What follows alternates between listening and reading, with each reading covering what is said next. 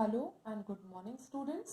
Last class में जैसे हमने ये जानने की कोशिश की थी कि इनहेरिटेड ट्रेट्स क्या होते हैं और हमारे सामने एक सवाल आया था कि ये ट्रेट्स इनहेरिट कैसे होते हैं। तो आज हम इस सवाल का जवाब जानेंगे कि ट्रेट्स इनहेरिट कैसे होते हैं पेरेंट से ऑफस्प्रिंग में। ट्रेट्स की इनहेरिटेंस को समझने के लिए हमें मेंडेलियन जेनेटिक्स को पढ़ना ज़रूरी है। मेंडेलियन जेनेटिक्स एक्चुअली में क्या है? मेंडेलियन एक साइंटिस्ट का नाम है, ग्रेगर मेंडल, जो फादर ऑफ जेनेटिक्स के नाम से भी जान सकते हैं, और इनका बहुत बड़ा योगदान रहा है जेनेटिक्स के खोज में। इन्होंने ही या इनके द्वारा दिए गए जो प्रिंसिपल्स हैं, इनको स्टडी करने से हमें क्लियर कट ये समझ में आ सकता है कि कैसे इनहेरिटेंस होता है ट्रेट्स या कैरेक्टरिस्टिक्स का फ्रॉम पेरेंट्स टू ऑफस्प्रिंग। जब हम ग्रेगर मेंडल के journey of discovery about inheritance of traits की बात करते हैं, जब हम उनकी खोज के बारे में बात करते हैं, तो यहाँ पर हमारे सामने बहुत सारी चीज़ें आती हैं। जैसे इन्होंने क्या एक्सपेरिमेंटेशंस किए जिससे इन्होंने पता लगाया, प्रिंसिपल्स दिए कि यही ट्रेट्स हैं या यही इनहेरिटेंस है of traits from parents to offspring. तो जब हम इनके बारे में स्टडी करते हैं तो हम ये पता लगा पाते हैं कि इन्होंने एक्चुअली में एक्सपेरिमेंटेशन किया था पी प्लांट्स के ऊपर, पीसम सटाइवम, जो कि उसका बायोलॉजिकल नेम है पी का।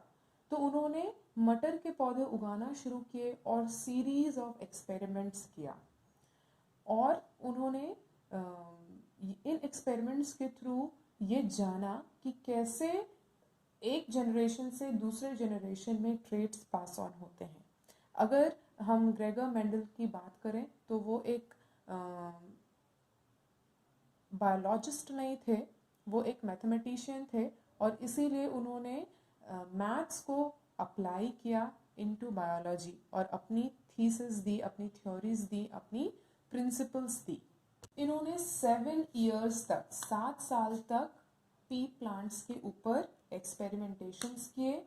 He kept count of individuals exhibiting a particular trait in each generation. मतलब हर जनरेशन में एक एक इंडिविजुअल को उन्होंने ध्यान से देखा कि उनमें क्या क्या ट्रेट्स नज़र आ रहे हैं, क्या क्या क्वालिटीज़ उनमें नज़र आ रही हैं। 7 साल के लंबे एक्सपेरिमेंटेशन के बाद, 7 साल तक continuous on and on experimentation करने के बाद बहुत सारे रूल्स ऑफ हेरिडिटी इस्टेब्लिश किए गए बाय ग्रेगर मेंडल, और इन रूल्स को कहा गया law of Mendelian inheritance.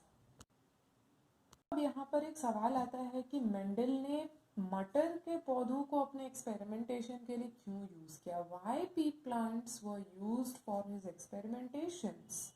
Mendel ने मटर के पौधे को इसलिए अपने एक्सपेरिमेंटेशन के लिए यूज किया क्योंकि मटर के पौधों में सेवरल कॉन्ट्रास्टिंग ट्रेट्स मिले उनको, और इन कॉन्ट्रास्टिंग ट्रेट्स के मदद से ही उन्होंने ये जानने की कोशिश की और हमें ये समझाया कि कैसे ट्रेट्स पास ऑन होते हैं from one generation to another.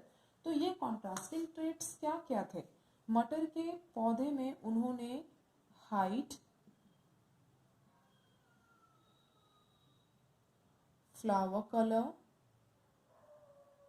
Seed colour और शेप जैसे ट्रेट्स को ऑब्जर्व किया।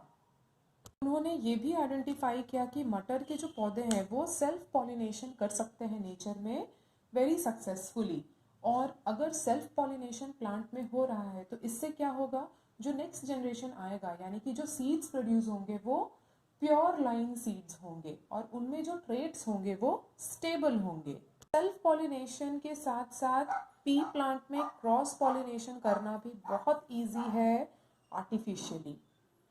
सेकेंड लास्ट, इस मटर के पौधे का लाइफ स्पैन होता है वो बहुत छोटा होता है, यानी कि बहुत जल्दी वो फ्लावर करेगा और नेक्स्ट जनरेशन या ऑफस्प्रिंग प्रोड्यूस करेगा, और मटर को कल्टीवेट करना भी बहुत इजी है। अगर यहाँ पे हम बात करें या इमेजिन करने की कोशिश करें कि मटर की जगह पे अगर उन्होंने कोई दूसरा प्लांट यूज़ किया होता जिसका life span as compared to pea plant बहुत ज़्यादा है, सपोज 1 ईयर और 1.5 ईयर, तो जो एक्सपेरिमेंटेशन उन्होंने 7 साल के अंदर कंप्लीट किया, हम इमेजिन कर सकते हैं कि उनको इससे ज़्यादा और समय लग जाता। तो यहाँ पर क्योंकि पी प्लांट के इतने सारे प्रोज उनको नज़र आए, इसीलिए उन्होंने इसी प्लांट को सेलेक्ट किया और एक्सपेरिमेंटेशंस किए और फिर अपना ऑब्जर्वेशन एज प्रिंसिपल हमारे सामने लेकर आए। तो अब हम देख लेते हैं कि पी प्लांट के कौन कौन से कॉन्ट्रास्टिंग ट्रेट्स को उन्होंने आइडेंटिफाई किया था, जिसकी बेसिस पर उन्होंने इनहेरिटेंस के बहुत सारे प्रिंसिपल्स हमारे सामने रखे हैं। तो सबसे पहला उन्होंने जिस कैरेक्टर को आइडेंटिफाई किया था वो था मटर का बीज। मटर के बीज का 2 कॉन्ट्रास्टिंग ट्रेट उन्होंने आइडेंटिफाई किया, round seed and wrinkled seed, round seed and wrinkled seed। दूसरा उन्होंने सीड के कलर को आइडेंटिफाई किया, एक है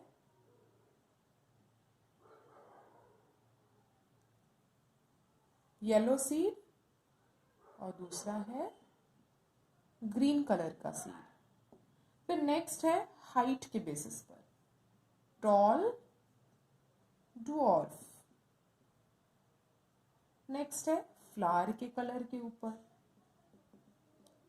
वायलेट, वाइट। ये हो गया फ्लावर का कलर, वायलेट कलर का फ्लावर और उसके साथ कॉन्ट्रास्टिंग वाइट कलर का फ्लावर।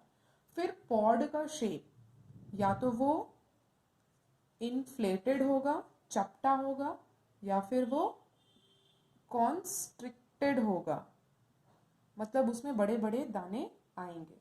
और लास्ट में इन्हीं पॉड्स का कलर, या तो वो ग्रीन कलर का पॉड होगा या येलो कलर का पॉड होगा। तो इन सारे ट्रेट्स को, या हम बोल सकते हैं कॉन्ट्रास्टिंग ट्रेट्स को लेकर उन्होंने एक्सपेरिमेंटेशंस किए और अपना ऑब्जर्वेशंस रखा। तो अगर उनको ये जानना होता होगा कि एक्सपेरिमेंट उनकी सही हो रही है या नहीं, एक्सपेरिमेंट सही जा रहा है या नहीं, तो वो क्या देखेंगे, वो इनमें से ही इन ट्रेट्स, कुछ ट्रेट्स को आइडेंटिफाई करने की कोशिश करेंगे और तुरंत उनको पता लग जाएगा कि एक्सपेरिमेंट सही जा रहा है या नहीं जा रहा है। प्लस यहाँ पर हम क्या भी देखते हैं कि मेंडल ने हमेशा ये मेक श्योर किया कि प्योर ब्रीड के ही पी को वो यूज करें, ताकि प्योर लाइन ही उनको मिले किसी पर्टिकुलर ट्रेट को लेकर। यहाँ पे एक टर्म बार बार आ रहा है, प्योर ब्रीड। अब ये प्योर ब्रीड क्या है, इसको हम कैसे समझेंगे? जैसे कि हम लोग एग्जाम्पल यहाँ पे ले रहे हैं जो मेंडल ने अपने एक्सपेरिमेंट में यूज किया मटर के पौधे का, तो उसने बार बार यानी कि मल्टीपल टाइम्स अलाउ किया प्लांट को सेल्फ पॉलिनेट करने के लिए। और मल्टीपल टाइम्स जब प्लांट सेल्फ पॉलिनेट करता है तो वहाँ से हमें पता चलता है कि उस प्लांट में कोई हिडन ट्रेट तो नहीं प्रेजेंट है।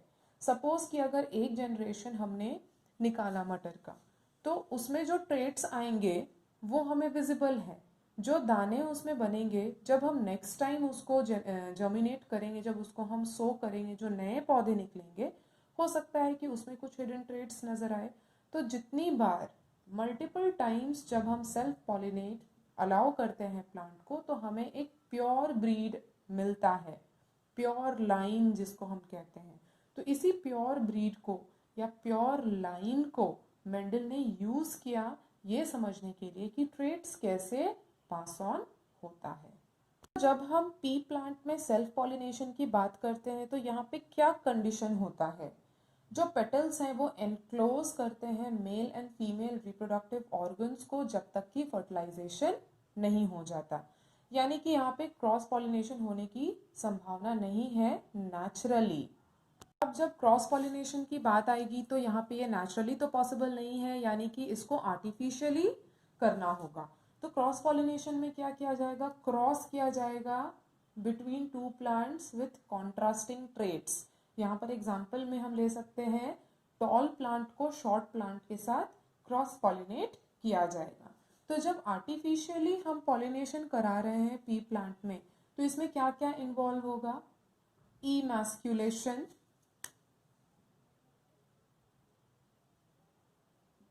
इमैस्कुलेशन क्या है? Removal of anthers. जब हम प्लांट के एंथर्स को रिमूव कर देते हैं, यानी कि जो मेल पार्ट है उसको हम रिमूव कर दे रहे हैं, इसको हम इमैस्कुलेशन कह रहे हैं। फिर दूसरा इसमें आएगा बैगिंग। बैगिंग क्यों करना है? स्टिग्मा को, यानी कि जो फीमेल ऑर्गन है उसको कवर करना है विद अ बैग, ताकि किसी भी तरह का कोई कॉन्टामिनेशन ना होने पाए। और फिर हम क्रॉस पॉलिनेशन करेंगे विद डिजायर्ड पोलन ग्रेन्स, यानी कि हम इस बैग्ड स्टिग्मा के ऊपर क्या करेंगे? पोलन ग्रेन्स, जिस भी कैरेक्टरिस्टिक का पोलन ग्रेन हमें लेना है उसको हम स्टिग्मा के ऊपर डस्ट कर देंगे।